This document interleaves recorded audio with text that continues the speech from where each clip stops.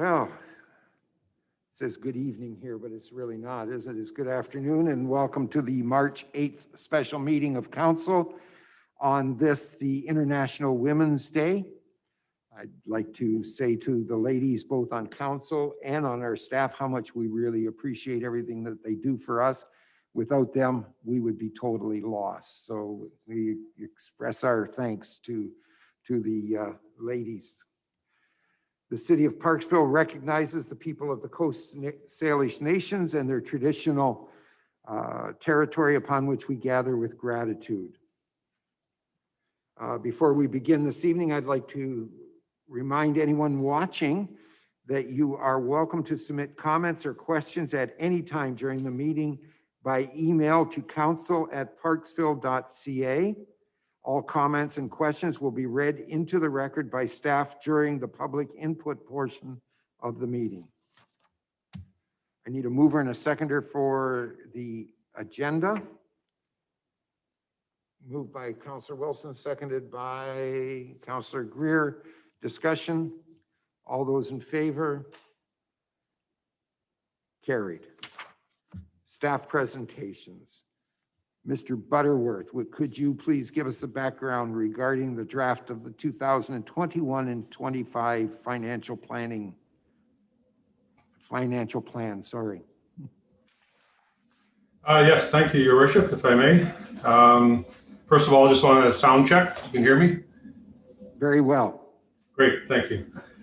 So today we're going to be doing our first look at the 2021 to 2025 draft financial plan.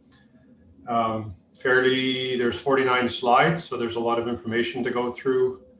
So let's get started on it. And anytime anybody has any questions, I guess it's going to be a bit of a challenge. Someone will have to speak up so I can, or Your Worship, if you wouldn't mind, just letting me know to stop if someone's asking something. We will try to do our best. So what we're going to be looking at today is just why are we doing this, the budget requirement under the legislation. We'll go through the general fund this meeting. The next meeting we're going to be looking at the water and sewer fund and any changes to the general fund between now and then. So in the general fund, we'll look at our carry forwards from 2020 into 2021. We'll look at proposed budget changes. So some of these changes have already been approved by council resolution. There's some new items proposed that have a spending package, and there's other new items that do not have a spending package. And then there was a major capital plan review this year. And so we've got those items isolated as well into a separate category because there was quite a few changes there. Then we'll just look at where our 5-year minor capital projects that we're proposing for the next 5 years, and the same with the capital. We'll go through some other information, including the tax increases that are proposed in this plan. We'll look at our projected accumulated surplus for the 5 years and additional 5 years, and what that then looks like in a financial statement.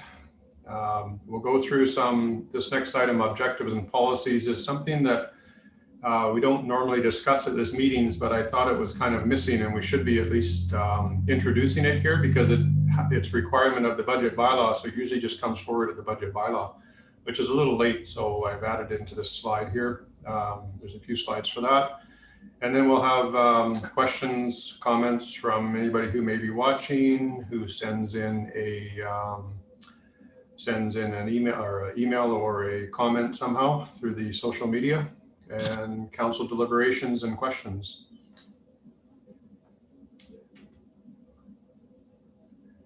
So why are we doing this? The community charter, section 165, requires us to do a budget for the current year and the next 4 years beyond that. So essentially a 5-year financial plan.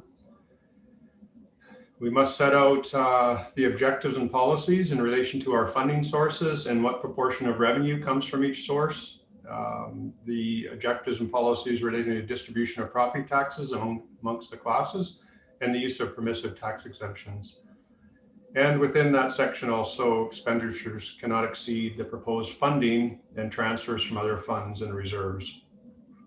And section 166 requires a process of public consultation. So we're doing this via Zoom, not as good as in person, but who knows, maybe we'll have more people watching with the Zoom meeting. So carry forwards, just catching up with myself here.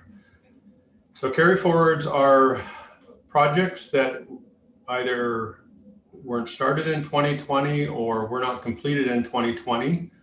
The projects were council approved in last year's budget, and this year, for the most part, they were in progress at the end of the year.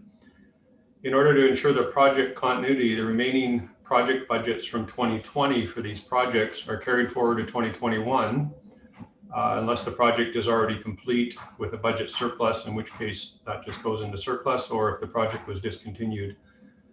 So in this case, we have both operating and capital carry forwards, with the operating carry forwards being special projects or minor capital projects. So what do we have for carry forwards this year? There's not as many as in past years. We have the pool location riparian review. That was completed in January. It was in progress at the end of the year, complete in January. Community park drainage study. This is the funds that are left over. That is nearing completion. Most of the work was done last year, and the same with the community park circulation review. Most of the work was done last year and it's nearing completion. We have a parks wayfinding signage that has been in progress for a number of years and continues to eat away at this budget. It's nearing completion. And replace playground equipment. This was delayed due to COVID for one large piece of playground equipment up in Corfield Glades. In capital carry forwards, we have the training ground improvements, so the paving of the training ground area. That was in design stage and it couldn't get done before the paving contractor shut down. The performance venue is in design stage. These were design funds, but they haven't all been used yet. And then there was 5 projects in the roads and intersections, and those relate to, 3 of them were in design. Bagshaw, Hearst, and Memorial Avenue are all in design. Design is nearing completion on some of them. I think they're complete now. They weren't quite complete at the end of the year. And Pym and Forsyth, those projects are complete, but we need to carry forward some funds for the consultants as-built charges that will come 1 year after the project's completion. So those will hit this year.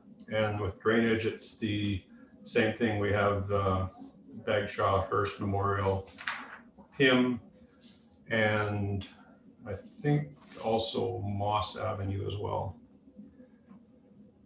So that's it for the capital carry forwards. We do also have a large amount of carry forwards from the equipment reserve. So as you can see, there's a couple of the projects there. The sweeper replacement was delivered in January 2020. We were expecting both that and the cube van to be delivered last year. The cube van is still delayed. And then the other projects, a couple sander replacements and a couple gravel trucks and a parks truck that were delayed relating to operations management changeover. So we've had several different, we had a temporary manager, we had a manager and then a temporary manager, and now we've got a full-time director. So, so those should be moving forward. Just to let you know what those items are, on the tandem dump truck is a 2005 replacement. The single axle dump truck is a 2006 replacement. The parks truck F550 is a 2008 vehicle, and the forklift is a 2004 vehicle. So they're getting a little long in the tooth.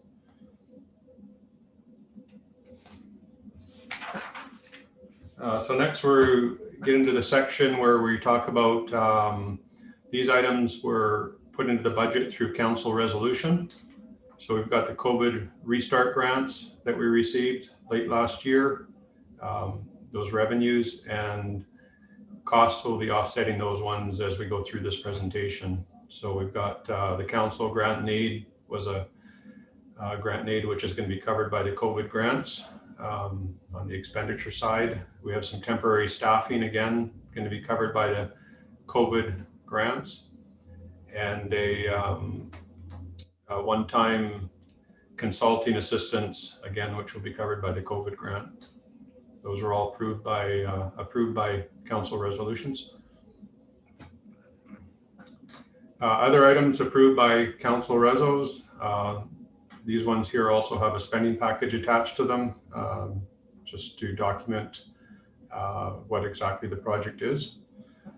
So we've got some laptops for remote working, business continuity consultant, contingency plan development, audible traffic signals. I think that's for 3 different traffic signals. The Western Red Cedar Management and Urban Forest Strategy. Those were approved by separate council resolution. Shelley Center improvements. That again is funded by COVID grant. PCTC Forum camera upgrade. That again is funded by the COVID monies. We have other improvements in the PCTC, including the plexiglass around where council is currently sitting,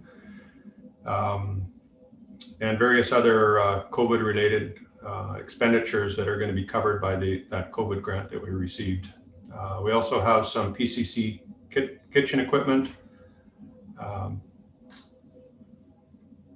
and some more laptops for remote working, again covered by the COVID grant.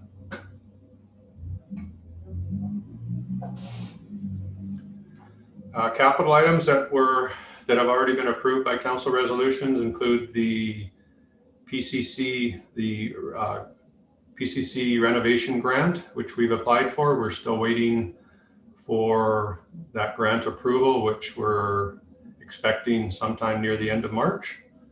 So we have the grant revenues, and then down below we can see the expenditures that offset those grant revenues. We have fiber optics that go from City Hall down to the Public Works Office, covered by the COVID grant, and web map replacement, again covered by the COVID grant. Emergency program is a dedicated server that they're requesting, or has already been approved by council, and that's covered by the COVID grant. Training ground improvement, that's an increase to that budget, which is moving ahead shortly, that project. PCTC Forum projector upgrade, again, more COVID grant. And the PCCC equipment, one of the items in the PCC equipment ended up being a capital because it exceeded our capital threshold, and that was the dishwasher. The other items that we mentioned before were smaller items that end up being a minor capital project. Our capital threshold for equipment is $10,000. So we have other items that where we've prepared spending packages, which details out what the project is, and why we need it.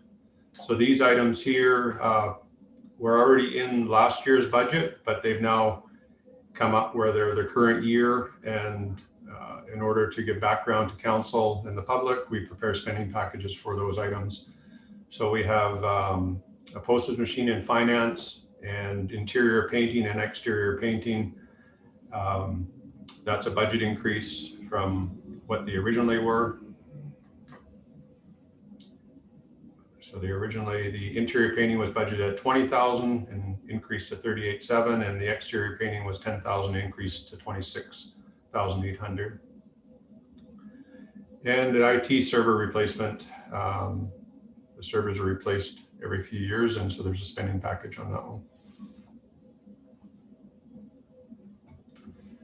Other items where we have spending packages.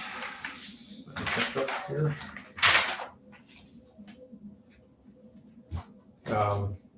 So we have a temporary grant coordinator, $20,000, computer licenses, ESS office renos. That will only happen if the PCC grant is received for the renovations over there. We will use that to piggyback off that. If that doesn't go ahead, then we will be reevaluating this project. We have a consultant for the finance department. This is relating to asset retirement obligations. It's a new section of the PSAB that requires us to account for the retirement of any assets such as the buildings that we own. We have to now start accounting for those and amortizing those over the life of the asset. So we have to do an estimate of what the retirement obligations are for any of those assets. So we're going to get a consultant to assist with that, such as this PCTC building or the Public Works buildings. We need to estimate what the demolition costs are, or any other costs associated with that, such as asbestos removal and other things, and then amortize that. So it's fairly in-depth process that PSAB has mandated upon us. The fire department has a request to switch their station days and standby duty crew from 2 separate budgets into 1 budget, so combine them so they could be used either or. Have a lockbox program to get into buildings, and chair replacement for their meeting room and the training center, air compressor and ammonia detectors. The ammonia detectors will assist with the curling rink and I suppose the arena as well. And the RCMP is looking at reestablishing the auxiliary police, and it's a request for an increase from 4 members to 6 members. So the first year is the initial startup, it's more, and then it's ongoing costs after that of a lesser amount.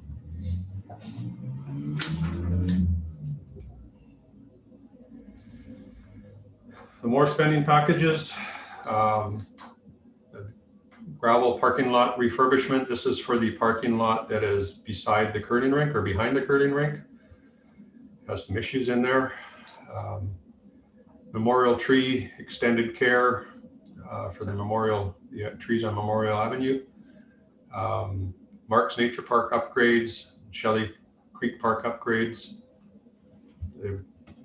Some wall lighting at PCTC. I think there's a few lights where we need to install them.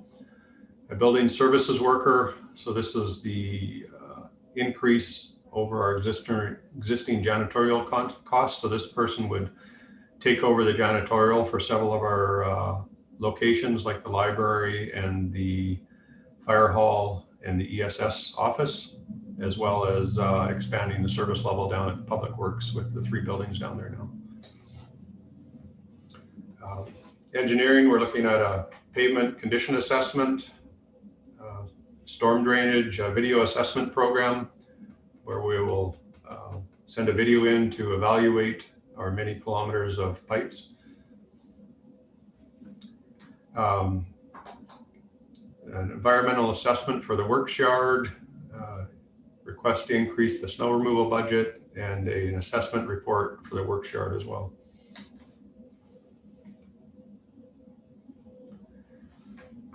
And some other new items for capital. We have entrance gate security and the additional snowplow.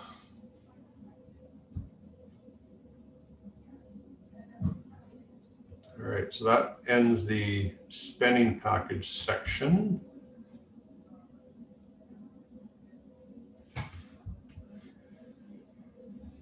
So now we're getting into other changes where we don't have spending packages for them. So they're just other changes that we're looking at. This is revenues. So the property taxes have actually, revenues are projected to go up quite a bit. This is because in 2020, the new assessments that we received were 104 million and we had budgeted 27 million. So that was a substantial increase, primarily all residential. Commercial new assessments actually was lower than we had been budgeting, but residential was far higher. So that translated into that amount of new taxes. Emergency program, this is additional cost recoveries from the RDN and Qualicum due to increases in the emergency program budgets, some of the items that they are looking to do. There's a grant that we're applied for ESS modernization. So that's 100% grant we've applied for. So we'll see. Lucky, Yes. sorry to interrupt, but you were on such a roll too. Councillor O'Brien has a question. Sure. Thank you, Your Worship. And hi, Lucky. Just if we back up to the, no, you were still on the same page here. I noticed that the property taxes, the 234,700, that's million, or is that how does it? 234,700. So that is the total revenue that we anticipate to get in 2021. Is that correct? This is the increase in taxes from what we had in our previous plan due to all the additional new assessments. So it's 234,700. It's not our total taxes. It's just the increase from what we had originally thought 2021 would have when we did the 2020 plan. Because the new assessments were 104 million versus 27 million that we'd included in the plan. Right. So it's 234,000 is the increased portion alone. Yes. Oh, and then as an example, like what would have been the increase in 2020? Do you have that, Lucky? Just. Yeah, the actual increase is a lot more than 234. That's just over and above what we had already included in the previous plan. Okay. So this is directly because we have the same tax increase in this plan that we had in the 2020 plan. This is just the increase as a result of that additional new assessment of 104 million versus the 27 million that we had had in the plan, the last plan. So the overall, I'd have to flip off the screen here. Let me just see if I can get that. I can't get it without flipping off the screen. I'd have to stop sharing the screen and get out of the PowerPoint. I can do it, but actually we can follow that through later on, Lucky. That's okay. Yeah. Okay. Yeah. All right. We'll that answers my question. Later. Thank you, Lucky. Okay. So let me see where I was at. Okay, so we had the ESS modernization grant, so we'll see costs of that coming up later in the expenditure side of 25,000. Gas tax grant, we've got an increase in 2025, and this relates to LED lighting, expansion of that program by 1 more year. And then garbage fees, the whole garbage program has changed this year, so the actual amount of garbage fees we'll be charging has gone up due to the new rates set by the RDN. And we'll see cost increases on our side. So we're going to be collecting more revenues, but we're going to be paying the RDN more money as well. Lucky. Yes. Just for a second, because I have a question or a follow-up on Councillor O'Brien's. So we're going to increase over and above what we had projected as our increase by $234,000. We're then in 2022, you're showing $241,000. That's the 234,000 plus a little bit. Is that what that is, or is that another $241,000 over and above? That's another 241 over and above. That's for this $77 million that we had in building permits this year? Yes. Okay, so the 234 would probably reflect the 72 million that we had in our first year that we were in council, and then the 241 would then show for the 77. Now we're going to have a substantially higher number from there forward because we got quality foods opening up. We have those buildings, so those numbers will probably substantially go up from where they are now. Is that correct? Yes, the construction for 2021 is likely going to be higher than this is how much. Okay. Yeah, the construction for 2021 is likely going to be higher than what we've got because we're forecasting again 27 million, 27, yeah, approximately 27 million. We're we have in there for 2022 for new construction. So it will likely be higher, but we've also got 27 million for the next 3 years of the plan. And if the boom we have right now dries up, then those numbers could be higher than we have. So we don't like to necessarily play with the numbers too much because Understood. with future numbers. All I'm trying to do is point out that for a conversation that's going to come up in a little bit, that those numbers probably in the next couple of years anyways, 3 or 4 years, are going to increase more than what we're showing on the budget for revenue. Yeah, so you can see here on the screen here, I think that you can see at 364,000 is the new construction for this year. And then it drops down to 127 based on the estimated assessment next year of 27 million, which, as we just established, is probably going to be higher than that. Yes, yeah, like 50 million higher than that. So this is where that difference was coming from, is this 364, if we looked at last year's plan, was probably whatever it was, 125 million. And we ended up getting a lot more new construction than what we thought we were going to get. So Good. Thank you. You've answered. Councillor Greer, I saw his hand up, so let's see what he wants to say. Thank you, Your Worship. Through to Lucky, going along with what the mayor just mentioned, there is considerable amount of construction going on, and probably these numbers will rise considerably over the next 2 or 3 or 4 years. Is that not right? Property taxes? I would say for 2022, which is based on 2021 construction, that's the case. I can't say what's going to happen in 2023 or whether there'll be any new construction in 2022. I'm not sure where that will be at. So it's kind of hard to guess on the new construction exactly where you're going to end up with it, and what year is the 2008 going to happen where everything dries up and you don't get any. Well, it looks like from what the construction is now that it's going to continue for the next 2 or 3 or 4 years, because everything is underway. Most projects are underway. So this will, I would think, would increase a great deal more. Anyways, thank you. All right. Yes, I don't disagree that they're not going to increase. Certainly next year, that's for sure. Are there questions before we go on any further? All right, keep going, Lucky. Thank you very much. Okay. So other budget changes. This is the expense side. So we were just looking at the revenues. Now we're looking at some expenditures. We've got some additional hardware and software in IT. Emergency programs got a number of items.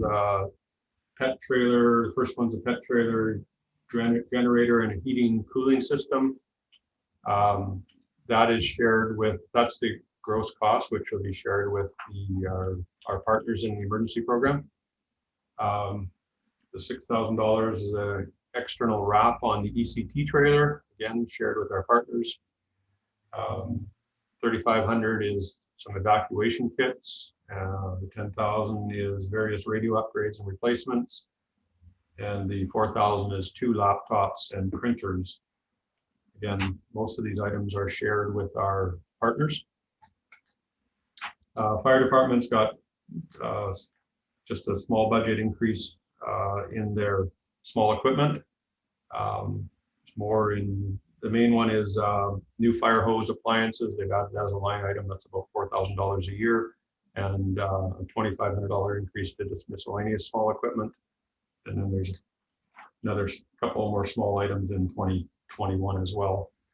Streetlight maintenance, that decrease relates to, we found that Hydro was overbilling us for some streetlights that we had already converted over to ours, and we were still being billed, I understand. So we ended up getting a refund. So we lowered the streetlight maintenance budget for that. Then right below it, you can see we're increasing it again, and that relates to the lighting conversion that the report was just taken to council the last meeting or two, relating to Hydro converting all their lights, and we have to pay for that over time. Bus shelter maintenance. This was when we put the bus shelters in, they had no idea what the maintenance cost would be, being a new item for us. So the budget was put in at 7,500, and we haven't had any expenditures yet. So we're lowering that budget down to 2,500, so it's a reduction of 5,000. Major crack sealing on Highway 19A and 4A, we're removing that from the budget. We'll see later on that there's some paving for those highways. There's also the pavement assessment, which will determine whether we need to do crack sealing or pavement replacements. So this crack sealing we had in there, we had 150,000 in 2022 and 2023, and we've taken the 2022 out pending the results of the assessments.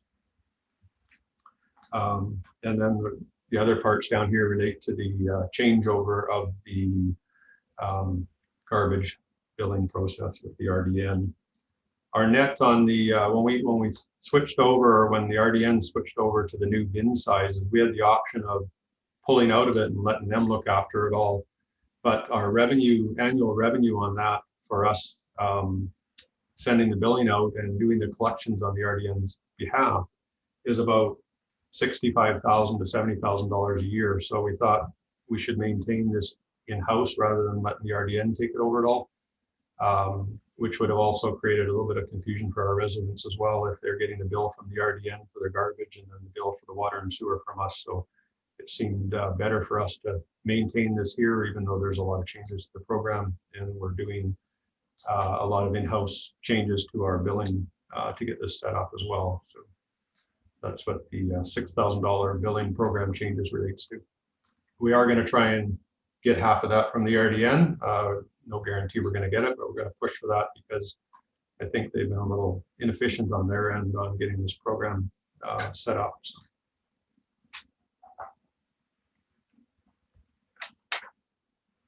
So minor capital changes.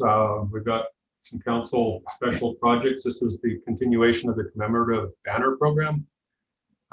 There's the ESS modernization program equipment, which we applied for a grant for. Transportation master plan and the storm master plan. We're looking to do those in 2022. From those master plans will feed future project potentially, depending on what comes out of that and what the assessments of the conditions are of some of these things. Sports fields and facilities needs assessment. It's a new item for 2023. The LED light upgrades, was just a continuation of the program, which was ending in 2024. We added one more year. It's funded by the gas tax grant. The Shelley Center had been... Lucky, Yeah. if you would, please, sorry to interrupt, but we're going to go around for another go. Councillor O'Brien, please. Thank you, Worship, and to Lucky. Line 1 on this page here, Lucky, council special projects, as I understand it. So this is an increase of $5,000 to 2021 and the same for 2022. Is that correct? It's an increase, yes. It's a continuation of the program, which ended, which was a one-year trial program, or what we did it in 2020, and it was quite successful. So they're looking to continue that program into 2021 and 2022. So I'm sorry, you kind of broke up there. So it actually refers to council special project. What would that entail? What is a special project? Is that to do with contingency, or is that just, I'm not sure what that was going to, Lucky. It's the commemorative banner program. Okay, sorry, that's the word I didn't hear. Okay, thank you. Is there a line somewhere where it shows council contingency? The total council contingency, which remains at 25,000. We'll see that later on when we get to the minor capital projects and special projects. So as you're saying, it's $25,000, and it's not on this page because there's no change, addition or decrease on that. That 25,000, is that correct? Sorry, the 25,000 was a council contingency. The special projects, yeah, we'll get to that a little bit later when we review the 5-year minor capital projects, and we'll see what the projects that council has at that time. Okay, thank you. I just wanted to separate that from a council special project. But Thank your assumption is correct. The 25,000 has been the same, so there was no increase shown, so it wouldn't. That's why show it's up. not here. Yeah, that's right. Yes, exactly. Thank you. Okay, so the Shelley Center demolition. So this was just an item that we had in the budget for a number of years, being that the building was old, and if we had a major repair to it, we just weren't, well, we were, obviously we would take it through council first, but the idea we wouldn't do the repair, we would just demolish the building, being that it's old. We're not going to spend a lot of money on something. But now it's, now we have 100,000 in this year's budget to do major reno on it. So it doesn't make sense to do a major reno. It's covered by the COVID grant. So it wouldn't make sense to do that major renovation and then have a demolition budget in it the next year. So we've removed that demolition budget. LED traffic replacement program, that's just moved out 1 year. Langara Silt Control, this was an item we put in the budget a few years ago, and the project or the item in question doesn't seem to be an issue, so we're just removing that budget. And if we do have to do some work down there, we'll just take it out of the operating budgets. It's not expected. And the works adjacent development is the contingency that we put in every year for any works that happens next to construction or a development where they find something under the ground when they're digging, or we need to move a pipe. So we have a budget for that, contingency budget to use that. Most of the times it doesn't get used, but when we do need it, then we can do it without having to go back to council and delay the project.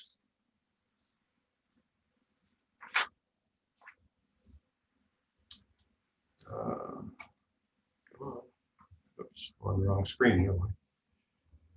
Okay, so other budget changes, these are capital projects, so these are the revenues.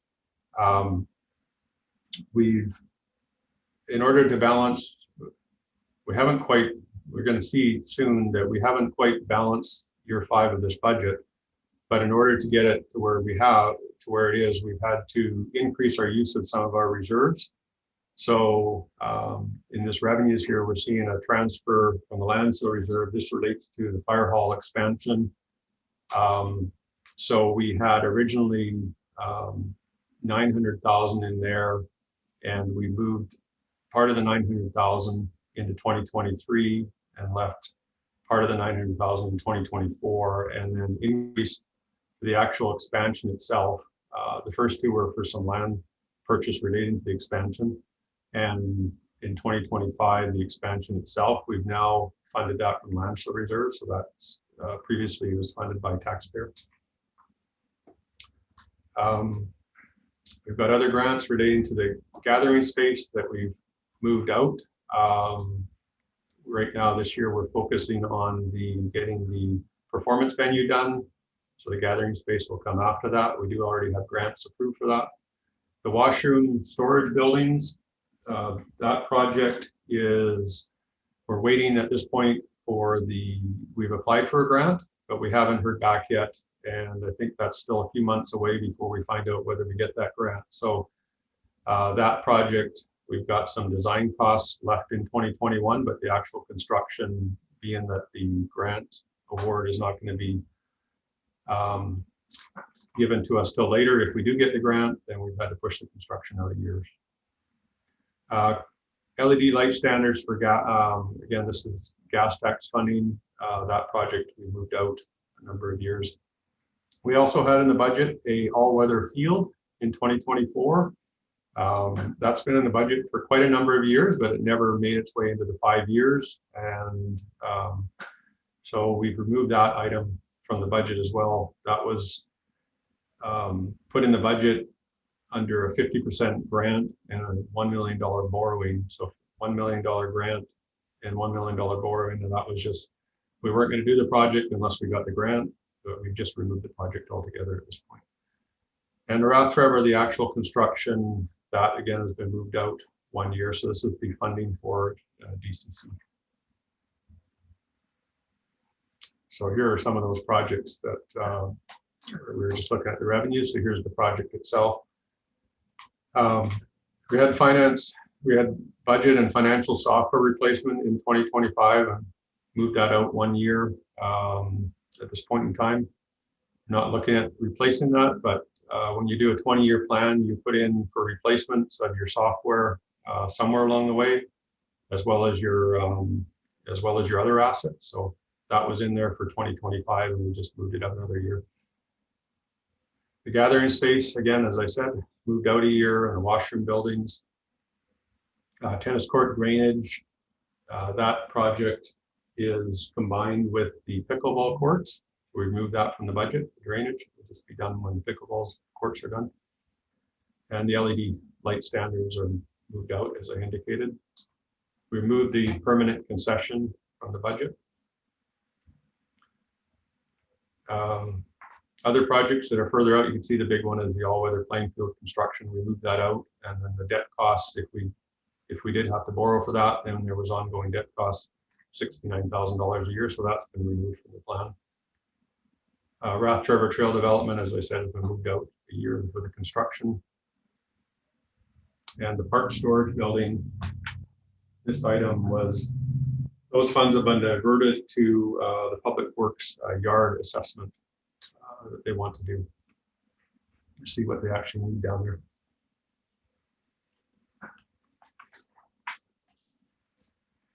So this is the slide on the major capital plan review that was done this year. It's 3 pages of slides, which I didn't include on here. I just included the summary. The 3 pages of changes have all been provided. They're in the agenda package on pages 6 to 8 or pages 9 to 11 of the agenda. So unless council wants to go through, I'll go through the revenues quickly. The gas tax usage, we've increased the amount of gas tax usage that we have. We have quite I think over 5 million at the start of this year, or close to 6 million in gas tax. So we've increased that usage to help balance the budget. Capital reserve funding, most of this relates to the Kinnan project, which had been moved out of the budget last year a number of years, and then we put capital funding against it because it had already been budgeted. The design's already been done, just not the construction. And now it's moved back into the budget, so the capital funding came along with it, the capital reserve funding. And then other projects that were DCC projects were moved out to between 2030 and 2032. So that's the Hearst Avenue and Digby. So the DCC revenues are moved out along with the project. So in the expenditure side of it, you can see. Hold on for a second. Lucky, if you would, I have a question for you. From what I'm hearing you say, correct me if I'm wrong, and it'd be very easy for me to be wrong on this, but what you're saying, or what you said, or I thought you said, was that you're using the gas tax to balance the budget. Is that what I heard you say? We're using more of the gas tax than we had in the past to assist with balancing the budget. Yes, that's Why are we doing that? why are we doing that? Yes. Because the gas tax has built up to close to $6 million, and originally we were using it only for bike lanes and sidewalks or cleaner water, essentially, which was what the original intent of the plan was when the gas tax first came out years and years ago. So we've been trying to use it for things such as reducing greenhouse gases, such as sidewalks, which encourage walking, or bike lanes, which encourages biking. If we'd put a solar panel on the PCTC roof, we would have used the gas tax money for that kind of thing. LED lighting that reduces greenhouse gases, reduces the electrical use. So all those kind of things we've been trying to use it for, but it doesn't really keep up with the amount of gas tax we're receiving to use it for only those projects. Okay, but there's no law against accumulating that money either. There is not, no. Just let me rant for a second. Yeah. And, see if I'm wrong on this, but I'm looking at this and I'm saying, why would we use the grant or the gas tax money to balance the budget when you're going to be probably carrying a substantial surplus from 2020 into 2021, is my understanding. And on top of that, your budget doesn't take into consideration any grants that are coming in the future for any of these projects to make up that deficit that you're showing in year 5. Am I correct so far? We are showing quite a bit of grants that haven't been approved yet. But yes, that's, But you're only showing that. most of what you said is correct. And yes, and there are future projects that we may get grants for that are not showing. So yes, like essentially what you said is correct. My thing here is that we've got $6 million or almost $6 million to your point. That would certainly be a nice little chunk that if we had that and we get to where we're coming towards the swimming pool, to have that $6 million to be able to use it on the swimming pool. Whereas if you use it up, the money that you save in the future from grants and everything won't be eligible to be used on the swimming pool. So, or on any other major project that we want to do. So I'm just concerned that we're going to use it on this when we could be using other funding to cover the deficit in year 5 and not affect our gas tax funding. I just a thought on my part, but I'd certainly like to have that $6 million sitting in the bank and then combine that with some of the other funding that we have. And, you know, we've got a significant chunk of this funds if we were to do the swimming pool in the future. Just a thought. I don't believe the gas tax would be eligible for the swimming pool. But what you try and do is use it on other projects to save yourself some money so that you have money in your surplus that you can then apply to the swimming pool. Okay. Land sale reserve, which we've used for the fire hall expansion, that again wouldn't be eligible for the gas tax, but it's eligible for land sale, as would the pool be eligible for using funds out of the land sale reserve. So some of the other reserves potentially could be used against the pool, but the gas tax is still somewhat restrictive on what you can use it for.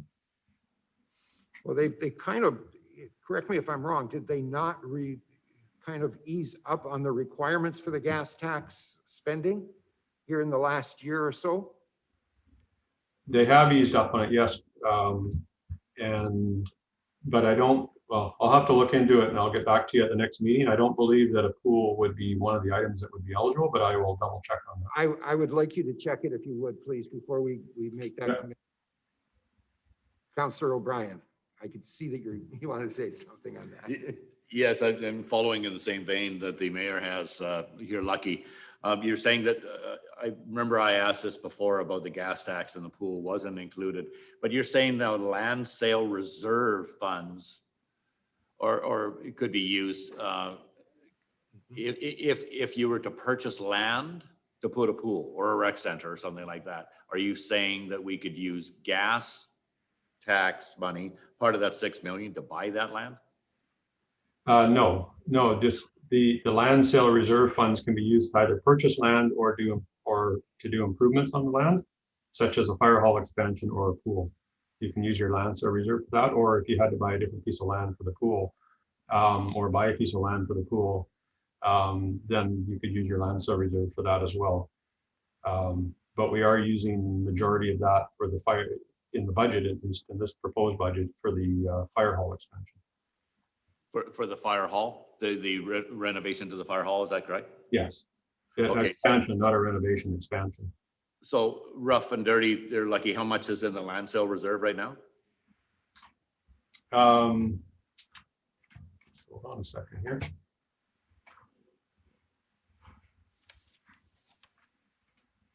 Well, most of what's in the land, I think it's $100,000, but I've included the Jensen property sale of approximately 2.5 million in there. And then that is what is being used to fund the fire hall expansion and property purchase relating to it.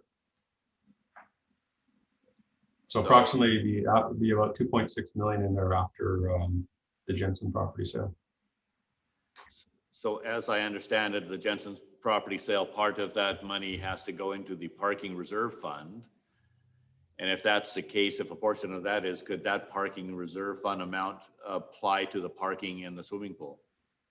In the swimming pool. Well, at the swimming pool site, at the aquatic center. I like that.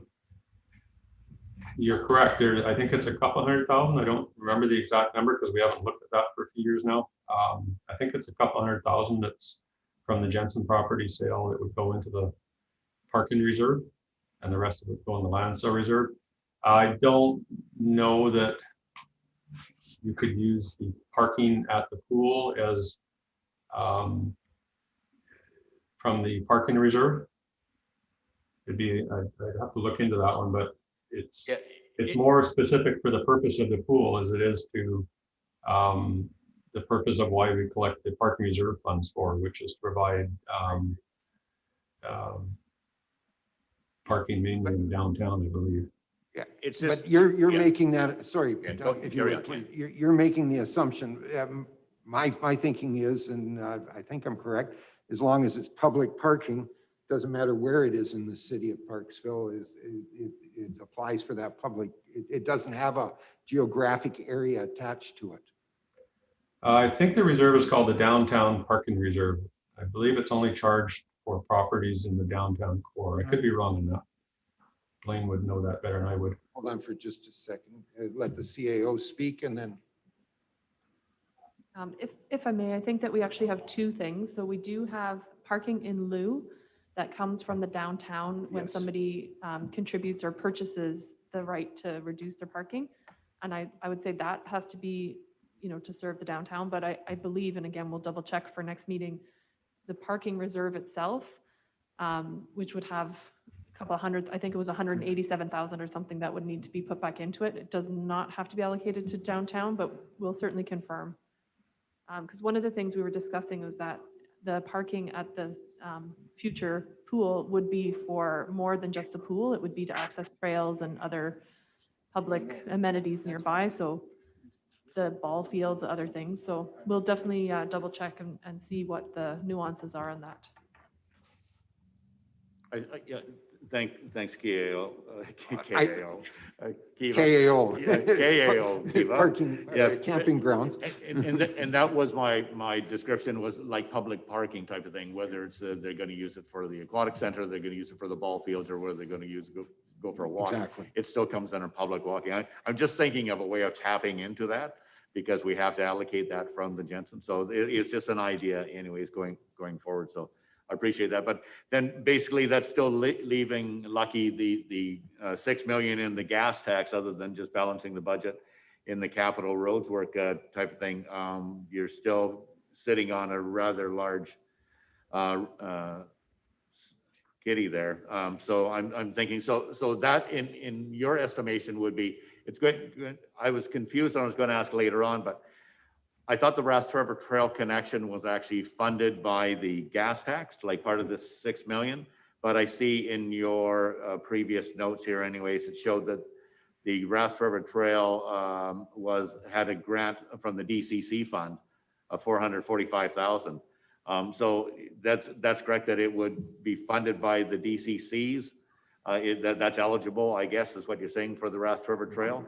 If you're showing that the cost was $600,000 for the other 150,000, could that be taken out of the gas tax? Yes, the DCCs fund 75% of the Rast River Trail, and then we were using gas tax to fund the difference. So the taxpayer wasn't on the hook for it. That's excellent. So that's still going to leave a fair portion in that gas tax. So if like qualifies for trails and so forth. So as was spoken about previously for the water line in behind Trail Drive and so forth, all the way down from the water tower all the way through, that would qualify then if we ever get the Trails to Trails thing working out, that would qualify to fund that trail then. Is that correct? We actually have a couple, we have trail links in our DCCs. So some of that potentially may be DCC. We'd have to look at it closely and see, or else it could be gas tax. Thank you. Just as the last point here, I think what we're all saying here is that would rather see the money used for other than balancing the budget. We can use the balancing of the budget from other sources, but keep that money. And in fact, it does say very clearly that it's sports related for the DCC or for the the gas tax, that it's applicable according to, yeah, recreational. So I think that we will find that it is available for the swimming pool if that's what we decide. And you know what, if we decide we're going to use 4 million of it for the swimming pool and 2 million towards doing another trail or something, but we need to use it for something substantial rather than, you know, $200,000, $300,000 a year to cover surplus when we've got other sources for that funding at this point in time. It's just what I'm thinking. So we'll just put that on the burner for now. Yeah, I personally, I have no problem with using it for, say, we've been trying to use it for what its original intention was all the way along. But as I said, we were not using it, or we weren't catching up or keeping up with it. So it was a matter of using some of it to try and reduce the deficit that was occurring in 2025. So that can certainly be changed. Once we know our final numbers in the next week or two, we're still just working on trying to get our final numbers for 2020 completed. So we'll know what our surplus is. Then we'll be able to make some decisions at that time on where we should go with it. Appreciate that. Thank you, Lucky. Please keep going. I'm sorry, I disrupted you on that. So just a quick little flip here to see if this works. There we go. Had this all set up. Now, just a minute here. There we are. So these are the, not that I want to go through it at all. So this was from the major capital program. So we just went through the revenues. So these are I'll just scroll through slowly, all of the changes that were made. And again, these are on page 9 to 11 of your agenda package to the capital program. So there was fairly substantial programs.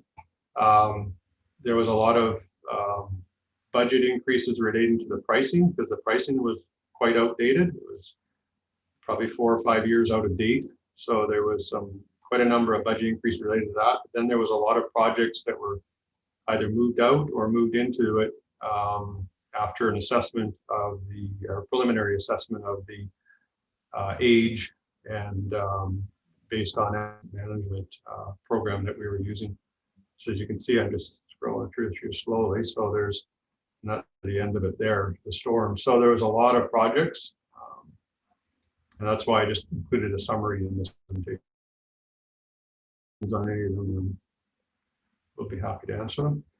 So this is just a summary of all of the changes that we went through from the carry forwards, the revenue side first, budget items from council resolutions. So a lot of this is grants. The COVID grant would be most of this and some other grants. Other budget changes or requests that we went through, and then the capital program review changes. And the same thing on the cost side here. So this is just a summary of all those changes. So it totals, I think the net is about a $350,000 budget increase overall over the 5 years. So even though there's a lot of changes, in the end, it didn't amount to a lot when you total all 5 years together. So here we are now into our minor capital, the 5-year review. So I was asked earlier about what council projects there are. The reason the council contingency is actually in the council operating budget, so it doesn't show up here, but these are the council special projects that we have on the books. I've since been notified that and we'll get to it later, but that the 75th anniversary celebration is not happening. So we'll talk about that item later, but I think that item can be removed, but I was told about it after this presentation ready. So if we remove next meeting, the pool studies, the riparian review, the commemorative banners. So a lot of this stuff we've discussed before. IT projects, minor capital projects. Got got laptops for remote working. 6 of these laptops are to go into the EOC, because we had to use those in order to, for COVID, we had to use those laptops for people to take home and work from home. So we have to replace those laptops. We have a website redesign, upgraded financial software. This isn't anything that we necessarily plan for. It's in the budget. It may not be necessary. It's if the software we're using, if they do a major upgrade, we either have to go along with them or start running an old program without updates. So when they do a major upgrade, they end up charging us for it. And so we put something in the budget for every couple of years. If they don't do the major upgrade, then we won't need that item. So it's only there as a contingency. It's not going to be spent otherwise. Postage machine, this machine as well as has been around a while. It's still working. We've got 3 major postage. We got the 2 utility runs and the tax run to go through this year. It's still working fine, but if after those runs it isn't working fine, then we would want to look at replacing it. But if it's still fine after that, then we'll probably request deferring this to next year and just keep it there so that there's some money when we do need to replace it, the money's there. If the thing breaks down in the middle of a run, then it can set back our getting our taxes back, and it's getting harder to get replacement parts for machines that get old. The 4M video, this is the cameras for the video system upgrade funded by COVID monies. Emergency program, 5 years. We've got the ESS office reno. Again, that's contingent on the grants being received for the PCC reno. And then these other 2 items we've talked about before. There's spending packages relating to them, funded by COVID monies. Fire hall projects and minor capital. I think we've gone through most of these. There's, yeah, we've gone through these on the spending package thing. So this is just projects that are there. The small equipment for the fire truck is for the rescue truck. When it comes in, there's small pieces of equipment that the truck needs. So this is just a budget for that. It's removed from the actual truck purchase itself. Engineering special projects, safe routes to school, that's just an ongoing budget. It was, I think, a 5-year or 6-year budget, which ends in 2023. The pavement condition assessment and asset management strategy. Parks and Rec. We have an ongoing budget for playground equipment replacement. Sorry to interrupt, Lucky. Sorry to interrupt you again. If you can go back a slide, maybe I just can't read it. Were we not looking at a camera system for checking out pipes and things like that? Pardon me? It's in ops. Oh, sorry. Okay, I'm just jumping ahead on this one. My apologies. Keep going. So a number of projects, urban forest strategy, there's been spending packages on a number of these, or they've already been approved by council. The Western Red Cedar Management, I know that went through council already. There's some spending packages for the gravel parking refurbishment behind the curling rink, which I mentioned before, Marks Nature Park, the wayfinding signage, the drainage study, which is almost complete. Traffic circulation study is almost complete. Some park upgrades to Shelley Creek Park. The noxious weed program was a long-term program, which is nearing the end of the term of that. I suspect parks may come forward in the future for continue that program. Some minor capital maintenance to the Springwood Park buildings, sports fields and facilities needs assessment, it's a new item, and community park master plan review.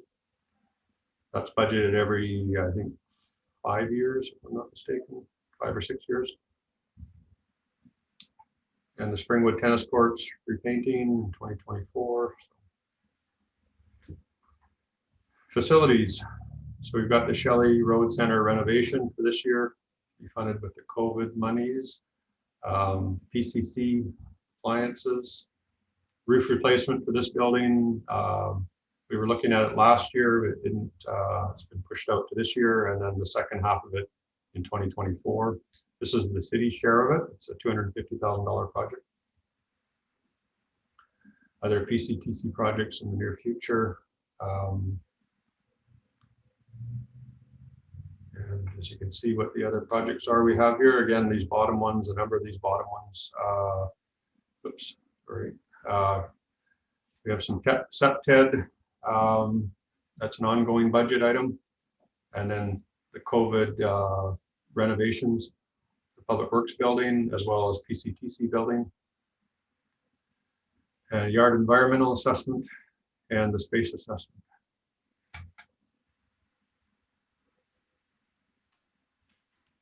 And then in the Public Works, we've got minor road. These are standing budgets that are left in there for sidewalk and minor road construction. And we've added in the works adjacent to development as an annual contingency. The LED streetlights and funded by gas tax. Talked about the crossings, 3 crossings, railway tower deconstruction, and then the master transportation plan and LED light program. And the drainage, there's the drainage video assessment program. There's also a similar amount, we're not going to be discussing that today, but in the sewer, sanitary sewer fund, there's also another 50,000 for a drainage video assessment program. Is that for us to buy a camera system for us to do our own assessments, or is that for somebody to come in and do it? I would let Mr. Doxey answer that question. If I may, just before, if I may, Your Worship, just before Joe Doxey speaks, I believe my discussions with operations and engineering was that we would commission it for 1 year and then monitor. And our new director of operations has a lot of experience with this in the city of Vancouver, and it would be our intent to do a business case over this year to ask to bring it in-house next year. Good. All right, thanks. Thanks, Lucky. And this is just a summary of the total minor capital. So running from 1.9 million in 2021 to 152,000 in 2025. And the funding of this,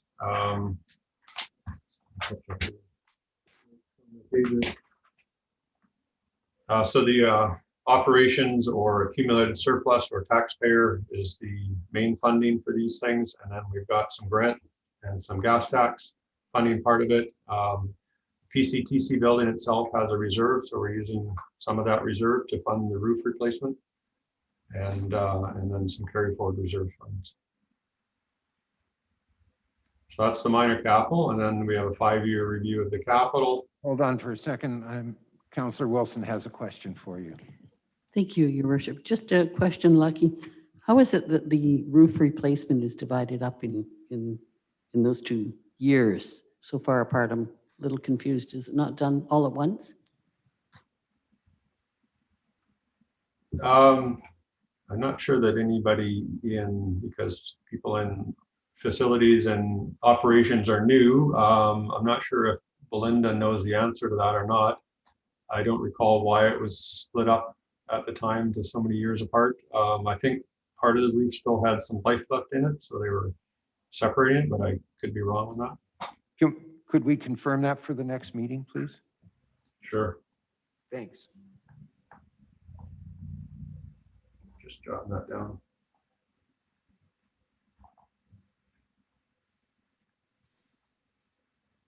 Okay. Onto the capital. So this is a combination of administration, IT, emergency program, and finance all put together because we don't have too many capital programs between us all. So we've got the EOC dedicated server, it's gone through council already. Fiber optics, that's gone through, funded by COVID grant. Same with the web map replacement. So these first 4 are all funded by the COVID grant. Server replacement, so that's an annual budget item. A bigger server every second year. Pavement management system. So that's a system for based on when they do the pavement assessment, to put all the assessment into a program and then use that going forward to determine what we need to, what needs to be repaved and what can be repaired through other methods such as crack sealing or other methods that are out there for repairing it versus a full replacement of the pavement.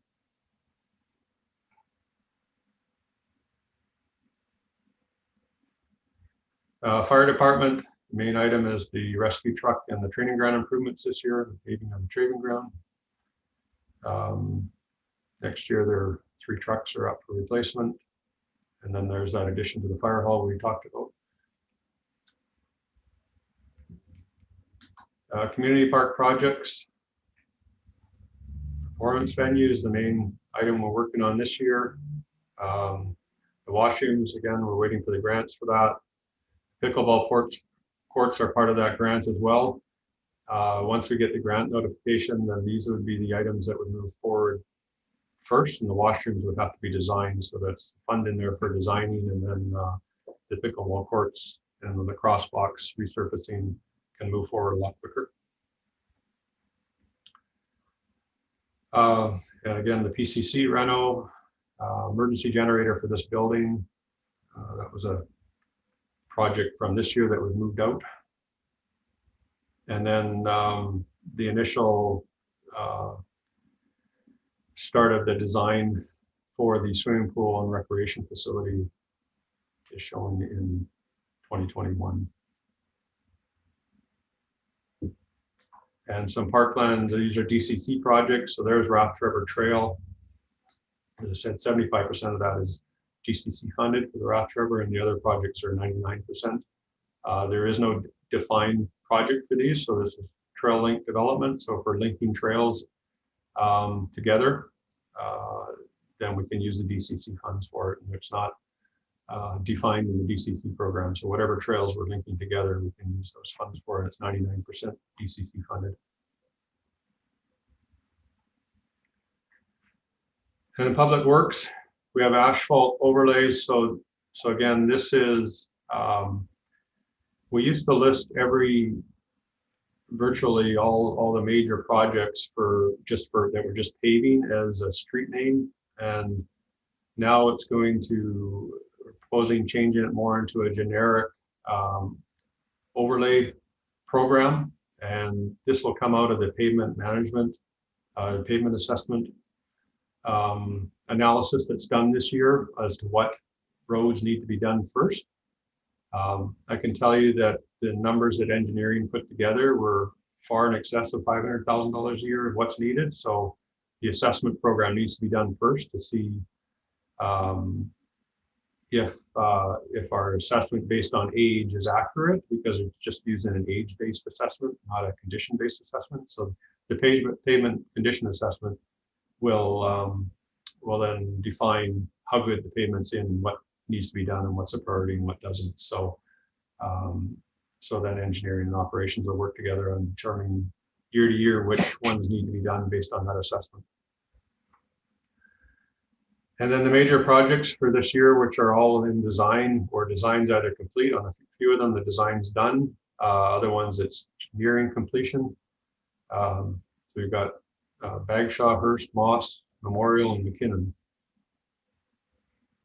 I think the tender is going out on a couple of those imminently. Traffic controllers, signal connectivity. That's an ongoing budget item. And works adjacent development, again, that annual contingency that doesn't get spent unless it's needed and it's next to a development project that's happening or a construction project that we're doing where they uncover something unexpected. And this is only mainly the 2021, the 2022 to 2025 projects don't fit in the presentation. So they are, to show you what they look like. Where are they?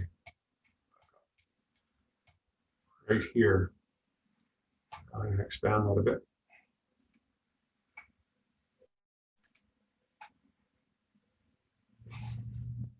So these are the projects in 2022. Now, most of 2022 projects, it's a year for capital where there's some design of several projects, Harrison, Middleton, and Banks.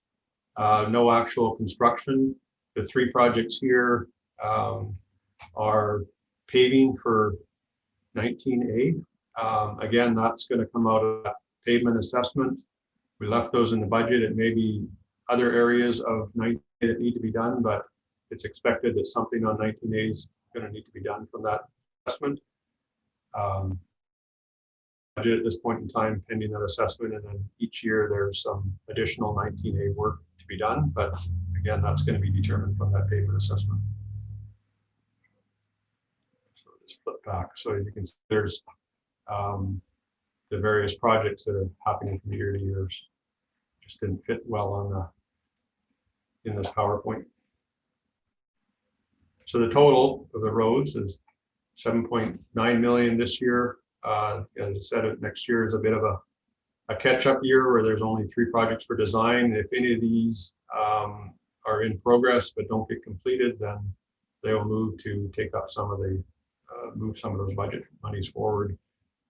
5 projects for this year is a lot of projects, so I'm not sure that all of them will be fully constructed by the end of the year. And you can see the rest of the years are fairly consistent at around 5.5 million. And storm sewer, I've shown 2 years here. Again, the same projects that are attached to the roads. And the second year, we've got Banks, Harrison, and Willow and Middleton. And the rest of the ones, again, don't fit in the table. And they're just in the handout that's on page 66 of the storm sewer DCC. We've got Moss, which is 50% DCC funded.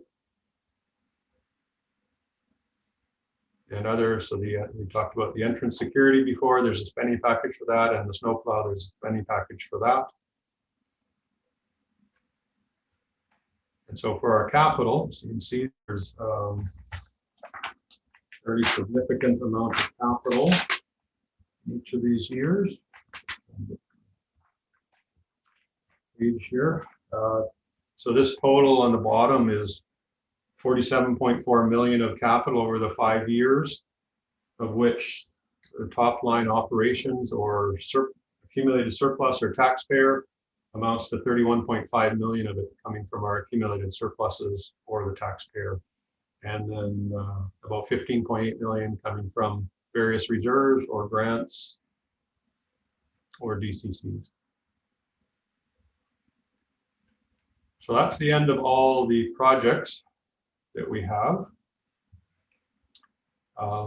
Continue to move forward unless there's some questions on anything we've gone over so far. Seeing none, keep moving. So, so other information and considerations. So the revenue considerations, the tax increases in the plan, these are just maintained from the previous plan. It was 3.5% for 2021 to 2024 and 3% in 2025. As I said, the reserve usage, we talked about this. Over the 5 years, we've used 3.3 million of the gas tax reserve. Some of that was already in the previous plan, but I did boost it up somewhat. There's still 2.8 million available at the end of the 5 years. And the 2020 budget surplus, we're still working on it. Based on just looking at the preliminary numbers, department by department and seeing where they're at compared to their budgets, I'm estimating that this will be over $1 million. It's not somewhere between $1 million and $2 million the surplus for 2020, where we are under budget. So I can't give you a more accurate number right at this point, but for the next meeting, we'll have that number in there and know where we're at exactly. Cost considerations, so we removed this 75th anniversary budget, so that's still in there, so that should come out.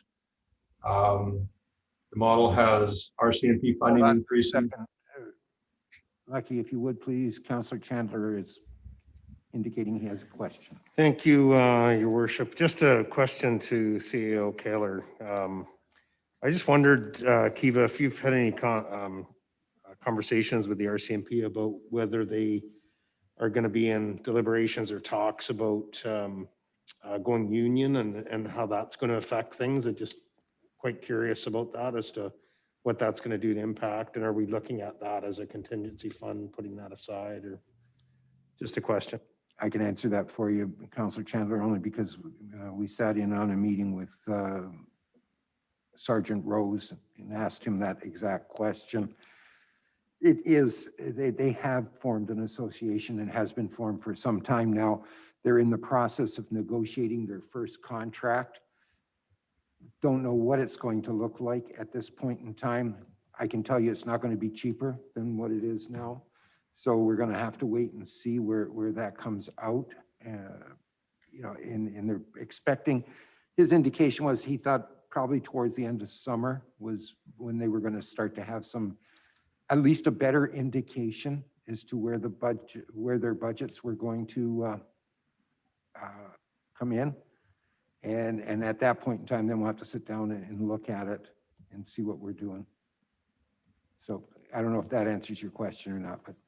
Yeah, just as a follow-up, I guess my question would be that if that's happened in other communities, it'd be kind of interesting to see how it's impacted them there. If there was any way we could get data from any other locations, but. It's all one foul swoop right across all of Canada that has RCMP coverage. Okay, So I it's thought it not, might. we're not negotiating for Parksville per se. It's being negotiated. In fact, in British Columbia, it's being negotiated by the province for the whole province. And that will dictate what the costs will be from there. Okay, thank you. I was a little confused as to whether it was happening in Alberta and different provinces as well. So that's all. No, Thank you. this is, their mandate's coming from Ottawa.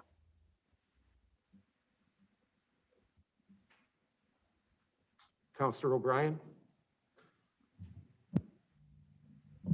Thank you, Your Worship. And then continuing on with the General Revenue Fund, which is what we're on here, page 39. So am I correct in assuming here, Lucky, that if all of the asks and requests and so forth of the previous pages were all implemented and approved, that we're only looking at a tax increase for 2021-22 of 3.5%? If we left the budget the way it is, well, first of all, well, we'll get to that on the next slide if you don't mind, because it shows where our surplus is at on the next slide. Okay, thank you. I'll wait. Yeah, so if you can just hold off on that one, thank you.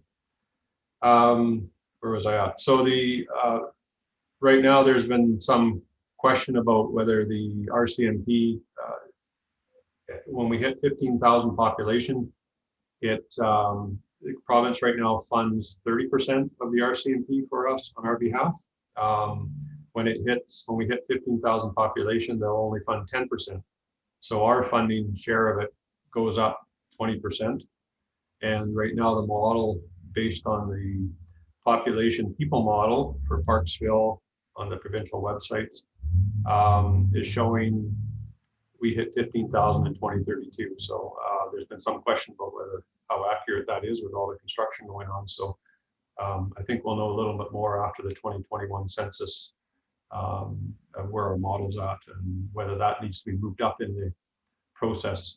It does require a fairly substantial tax increase at that time. So the longer it is out, then the better that is, I guess. Being that it's almost a $900,000 cost increase in that 1 year alone, and then going forward. Pool construction operating costs. So other than the initial preliminary design of 200,000 that we showed, there's nothing else included in this model, and the $8,000 for the riparian review. There's a lot of condition assessments and master plans, as you noted, as we've gone through or shown in this budget. Once those are done, they usually have budget implications or projects that need to go into the budget. The condition assessment is going to determine the conditions of some of our pipes, and there were a number of projects taken out of the books relating to, because we didn't know the conditions of the pipes. So a number of those almost certainly are going to end up having to go back into the budget once the condition assessment's done. There's also a number of storm outfalls that we're taking out that had been in the plan. And so once the assessments of all those are known, some of those are going to have to come in somewhere, whether it be 10 years out or 5 years out or 3 years out, I'm not sure. But there is going to be implications to all those condition assessments and the master plans. And then also just another mention is that facility renewal or maintenance, when we add new facilities,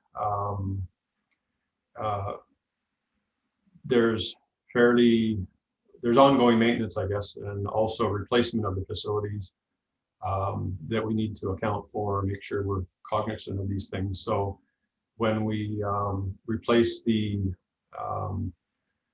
for instance, just an example, the washroom buildings down in the park, the one over by the lacrosse box, if we get that grant monies and we build a much newer and fancier one, there are going to be ongoing maintenance costs. They may not hit initially right away, but it's going to be a much bigger, better building than the other one. So it's going to have higher maintenance costs over the long term. So all those things, whenever we renew something or we utilize grant monies and enhance what we're getting because we're getting grant monies, there are implications to that, I guess, going forward. So it's just a reminder.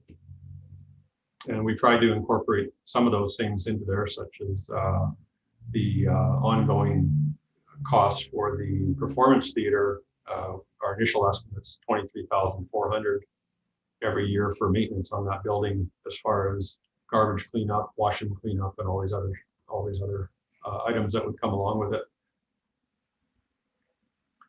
So here we are on our reserves. So you can see we start out quite well. The extensive capital program we have, it erodes away our surplus, so that in 2025 we're minus 2 million. Now again, as I said, surplus for this year, for 2020, I anticipate being between 1 million and 2 million, somewhere in there. So that will get rid of a large portion of this deficit in 2025. And then we'll have to work on trying to figure out, our staff will have a look at things and see what other proposals we can come up with to remove the rest. But first thing we need to do is know where our surplus is and how much we have to remove. So we didn't do that yet, because before the next meeting, we'll know where our surplus is. And then staff will come back with proposals to bring that back to a positive number. Trying to do that now without knowing the surplus would mean moving things around or doing stuff that might not be necessary depending on the size of the surplus for 2020. So we've left it at that for now, and then we'll bring that back to council at the next meeting. And then this is just basically what our financial statement looks like in the draft of this budget, which with the negative in 2025 would not be a legal budget, so we would definitely have to make changes. So our revenue sources, this is our total funding. If you would, please, just for a second, Councillor Greer has a question. Sure. Thank you, Worship. Through to Lucky. Just maybe you can explain, back in page 14 of this package, we had an increase of 241,400 in taxes. Here we show an increase of 1.1 million in taxes. And overall, we're going to have a $5 million over last year. So it seems to me that 3.5% is quite easily to hit, but maybe we could do better. It sounds like we've got a huge amount of increase in our taxes. Maybe you can explain that. The 241 on page 14 of this package. Yeah. And what we're looking at here is $1.1 million. The 241,000 increase over our last plan on what we thought it was going to be. So in our last plan in 2021, our our number was 241,000, so it would have been 16 million. Here, I think I've got it here somewhere, 16,150,000. And because of the increased assessments, the 2021 taxes are 16,392,000. So it's not including the 3.5% increase, which represents over $500,000. And that wasn't included in the number. I don't quite get you on that. Maybe you could explain that a bit better. Hold on for a second, Lucky. Go ahead. If I may, Your Worship, through you to Councillor Greer, I think also the difference is that we did get a lot of grants. So looking at like compared to last year, we have a few million more grant dollars. So I'm not sure, Lucky, if I think what Councillor Greer is asking is how come at the bottom it says 20,003,470 and then 25,971, but a lot of that increase is actually not from taxation. It's the fairly substantial grants. Is that correct? Yeah, that would be correct. I wasn't sure who you were talking to there. I thought he was just talking about the property tax one. I could be wrong, but about why that increased from 15,497 to 16,392, but I only said it was going up by 241. I thought that's what he was asking. Maybe you can clarify if that's what he meant. Yeah, I can understand the increase down to 25 million from 20,000 because of grants. But I was just questioning the property taxes, and we've gained $1.1 million in property taxes. So when you're talking about 3.5% increase, is that necessary with that type of tax increase? Well, that's where the model. This is what the model brings us to. The tax increase is included in this 2021. It's 900,000 from 15,497 to 16,392. And I flip back to where I was at here. This is where pretty well where the 900,000 comes from. It's the 3.5% increase represents around 515,000, and then 364 for the assessment increases or new assessment or new construction. This is basically new construction, not assessment increase. So those two numbers there are almost equal 900,000, which is what our taxes have gone up by. Yeah, we're close on that. So the 3.5% should be easy to meet then. Or well, that's what's in this plan is 3.5%. Right. Brings us to the numbers, which still leads us to the deficit in 2025. Yeah. Okay. Good. Thanks.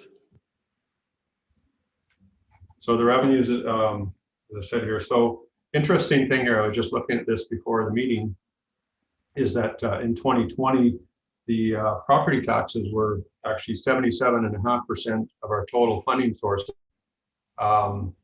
And then in 2021, it's projected to be 63% of our funding sources because there's a lot more grants utilized in or hoping to be received in 2021. And then it's 70% taxes are 70% of our total revenues, and then they're 80%, and then they're 84%, and then they're 84%. Again, part of that is because we're not aware of any grants for these other years. Certainly by the time we get to those years, there will probably be some grant opportunities, but we can't put them in until what they are or until we've applied for them.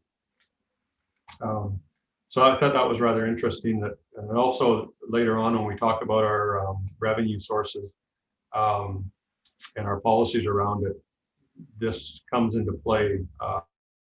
From 2021, we have 63% of our revenues are taxes, and the very next year it's at 70%. So these are our expenditures. So our total expenditures. I don't have the total, but you can see they're fairly consistent. Lucky. Brian has a question.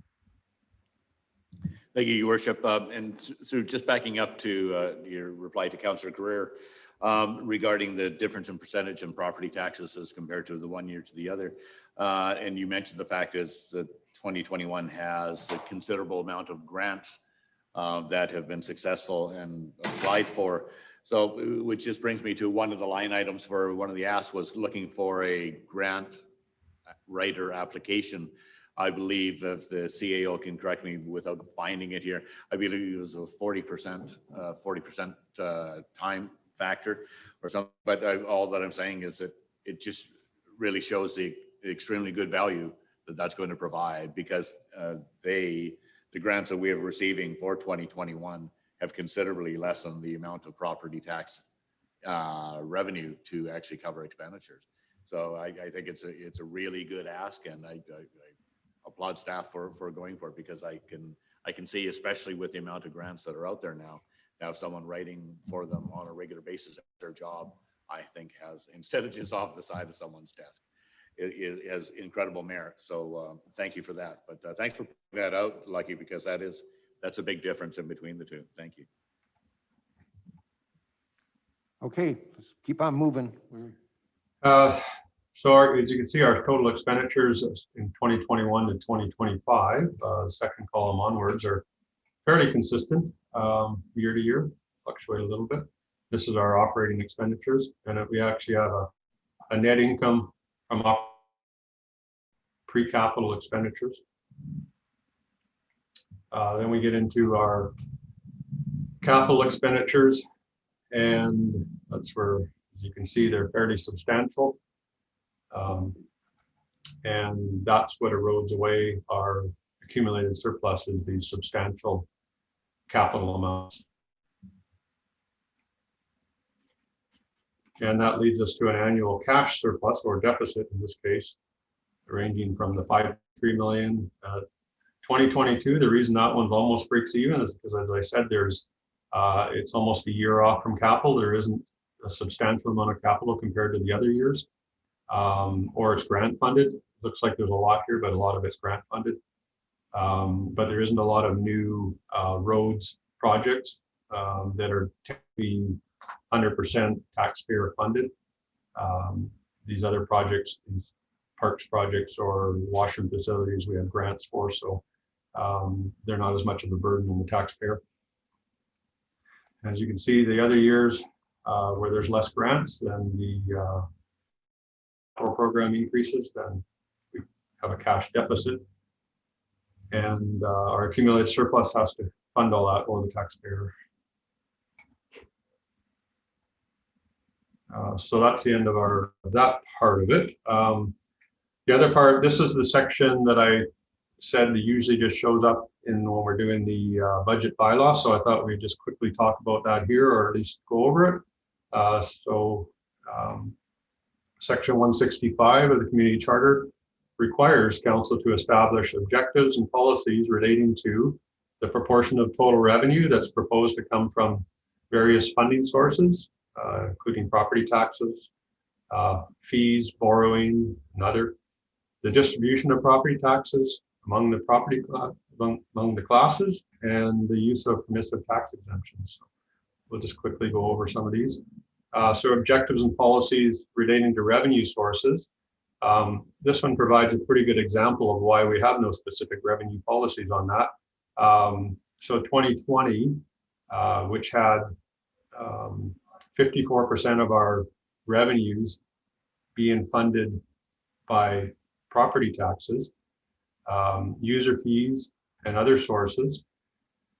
And then 2021, where we have a lot more grants, you can see the other sources jumps right up, and the amount of property taxes funded, or the amount of revenues funded by property taxes, goes down. So it's pretty hard to have a policy about it if you're applying for grants, and you may be successful and you may not be successful.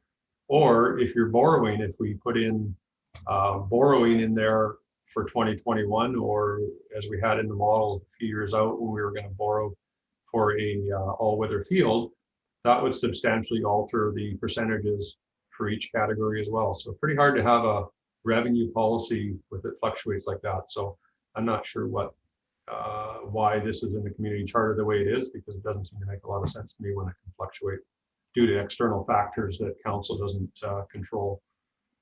And also we minimize our borrowing. We try not to borrow for things if we can avoid it. And other than borrowing a little bit for the water treatment plant. We haven't had a borrowing in close to 20 years. So the objectives and policies relating to the property tax distribution. Excuse me for just a second. I need you to say that again louder. We don't, other than for the water treatment plant, we've hardly had to borrow, or we haven't borrowed for almost 20 years. Thank you. Not many communities in British Columbia can say that. Again, property tax distribution. So Parksville has two main classes, that being commercial and residential.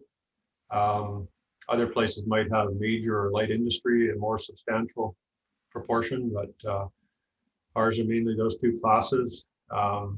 We don't have any specific policies relating to how much should come from each of those two classes.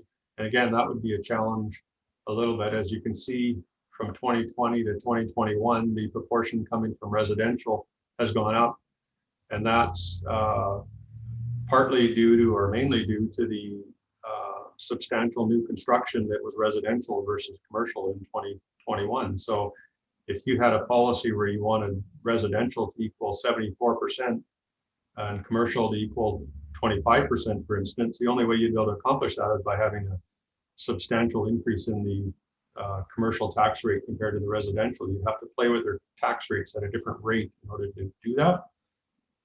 So that would be a bit challenging, I would think, to do that when it's the new construction that's causing these to shift.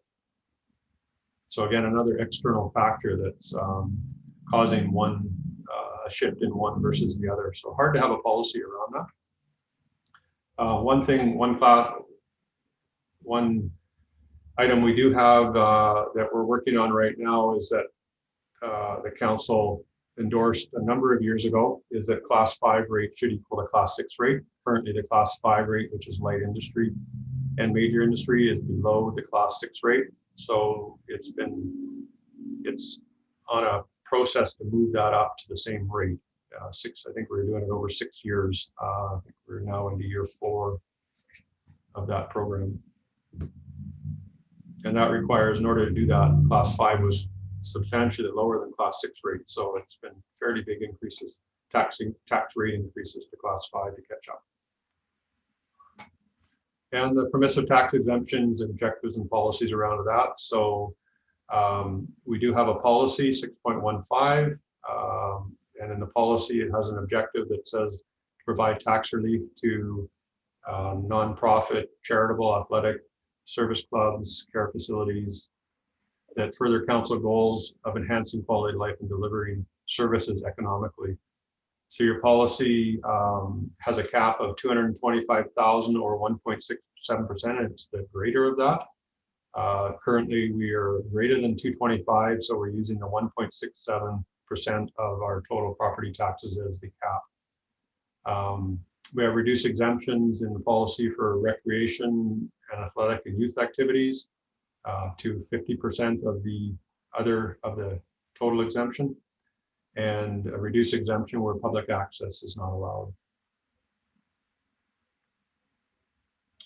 And so that's it for that section. So we're at this point.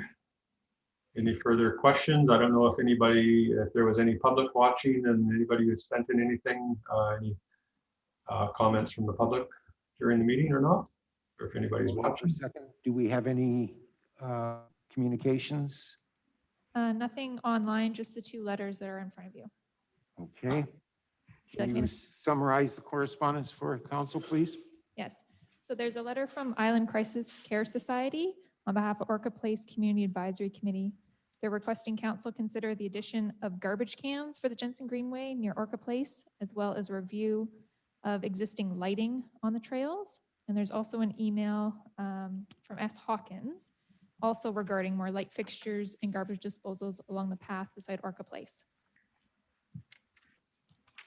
Thank you.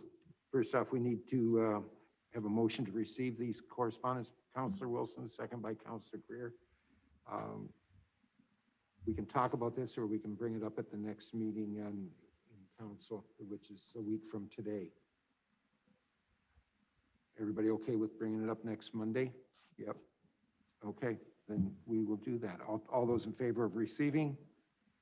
It's carried. Thank you. Okay, nothing else? Councilor Greer, did you have your hand up? I thought you were just voting. I did that too. I just have a motion here for a line budget. You want to bring it up now? Sure. Okay, this is, the council approved the continuation of the 5,000 budget line item for the annual Brent Festival and direct staff to issue the funds for 2021 immediately. So ahead of the budget going out. It's a line item, so I guess, do we have to vote on that? Yeah, we do, because we're moving it forward Right. on the thing. Okay. So I've got a mover to move, how much was it? 5,000. $5,000 ahead, seconded by Councilor O'Brien for the Brant Festival. Any discussion? All those in favor? It's carried unanimously. Thank you. We'll do that. Councilor O'Brien? Thank you, Your Worship. And Lucky, are you still there, Lucky? Yes. Okay, thank you. We talked earlier, I talked about council contingency, and you said it was going to come near the end of the presentation. Is that for next week, or did I miss it? No, I believe briefly threw it in there. It's actually in the council operating budget, so there was no change to that number. It just maintains at 25,000. So it didn't show up in here because it didn't change from previous budgets. So what we were showing here was items that had changed, either new items or other changes like that. So the council contingency right now is at 25,000. Thank you. And the question I have regarding that, then, Lucky, would the 25,000 for contingency anyways, does the amount that is unspent get carried forward, or are you just on a line item of 25,000 per year, or does it increase 25,000 plus $100 left over, or is it always just going to be 25,000 each year? Well, whatever council wants it to be. It's right now it's just at 25,000 every year. It doesn't increase, it just stays at that level, and we don't carry it forward if it's not spent. Thank you. And if I may have one more question, Your Worship, we had talked about the revenue sources and perhaps on the financial statement. There would also be a line in it anyways, in there for also investment income on reserve. Is that on the financial statement that? Investment income, yes, it falls under the finance department area. Okay, so that would include some of that gas tax. If I may, Your Worship, through to Councilor O'Brien, all of the reserve funds earn interest within the fund. So we allocate a portion of all of our investment income to the various reserves funds. The gas tax is earning interest income based on our average interest rate that we earn every month, and as well as the parking reserve and the land sale reserve and any other reserves we have. They're all earning a share of our investment income. And then also the water fund has an accumulated surplus, as well as the sewer fund, and so it earns a portion of it, and then the general fund gets the rest of it. Okay, so that I'm not going to be able to find a separate line item on it. It's actually built into each one of the departments then. Perhaps, Councilor O'Brien. And that makes sense. Thank you. Could you tell us ballpark within 50 cents of what the investment income would be? For last year. For last year, because it's spread out all over the place. I think, I've actually got it here. It was 2 years ago then. This darn sharing screen here is messing me up because I can't get to my bottom icons to pull things up. Let me flip back to. You can take this down if you like, if you need to look it up. Let's get to my budget link here. $42 million in reserves. And then just get there. That paid Councilor Patterson's wages. Just getting there. Yeah.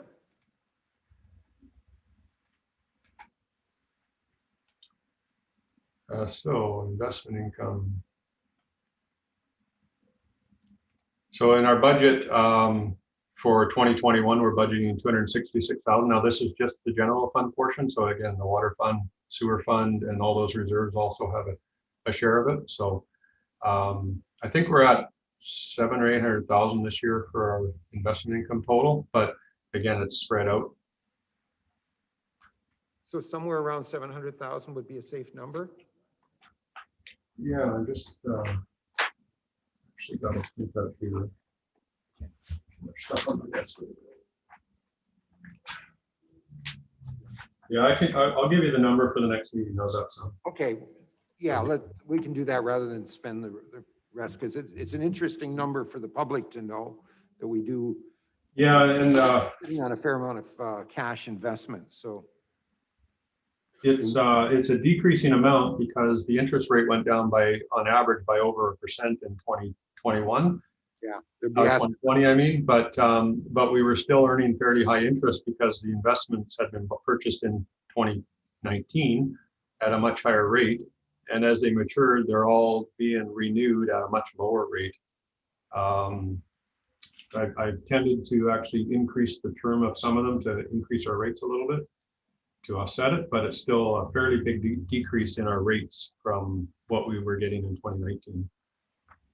Just as a side note, just to keep going on this very quickly, Lucky, is that my understanding is that as the investments came due during the summertime, we actually just cashed that, let them expire and waited on them until we knew where we were going with the taxes.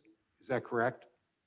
No, I didn't have to do that too much. I put some in some cashables so that they could be cashed in depending on what the tax collections were and whatnot. So no, we didn't leave too much in cash. Most of it was invested. We did have a pretty good cash rate as well at that time, of around 1% in the bank account with one of our other banks that we deal with. So what I did leave in cash was still earning something. Nowadays, it's hard to even get a 1-year GIC for 1%. So at that time, we were still getting close to 1% on our cash in the bank account. But I did reinvest a lot of it at slightly higher rates than that. All right, any other questions, Councillor O'Brien? Thank you, Your Worship. A slightly different subject. City of Parksville collects revenue for other groups as well, hospitals, schools as well. You, as pointed out to Councillor Greer anyways, we were just shy of $1 million increase in revenue from property taxes. Would the hospitals and school taxes also be reflected off that increased assessments? Would they too receive an increase in revenue captured by the City of Parksville? The other, they tell us, yes, they would for the ones that are based on assessment. The regional district doesn't change. They tell us how much they want, and then that's what we have to collect from our taxpayers. But the other ones, as the assessments go up, they would get a higher amount as well. They do adjust their, like school tax, for instance, will take the whole province into account when it's figuring out how much it needs. So if the assessments in the whole Oceanside area went up higher than some other areas, then they may, or Vancouver Island, for instance, the different school districts, if they went up a lot more than another one, they may reduce that more than another area. So for instance, if the north had very little construction, they will adjust their assessment rates that they're going to that we have to charge to our taxpayer based on the assessments that are in those areas. So if we had a lot of assessment increase, then they may not increase their rate to us by as much as they go into the north if there was no construction, for instance. Just use that as an example. I don't exactly know how they do it, but they do have the whole province when they do it, not just one community. I understand what you're saying, Lucky. Could you break it down into dollars and cents? Not for now, but maybe for next meeting. If you could suggest, give us a comparison as to what we collected on behalf of the schools tax for 2020 as compared to what they'd get for 2021. And they haven't given us their rates yet, so I can't really do that because it all depends on what rate they give us. We don't set their rates; they set their rates and they send them to us, and we don't get those until think late March. Well, we might have it by the next meeting. It'll be close. It's either early April or late March. Okay. Would it be possible to give us a comparison in between 2019 and 2020? Certainly. Just as an indicator to see if they're on a rising scale. Yep. Thank you. All right, any other questions? Lucky, thank you very, very much. I know this isn't an easy job, and to listen to a bunch of neophytes like us ask questions has got to be tough, but good job. We're looking forward to it. We get this all sorted out over the next 5 years. I'm pretty proud of where we're at and where we're going. And I think this council's done a really nice job on it. So congratulations to you and your staff. Thank you. And we'll see you all on the 29th, I guess. Yep. All right, I'm going to ask for a motion to adjourn. By Councillor O'Brien, second by Councillor Greer, enthusiastically. All those in favor? Carried. Thank you.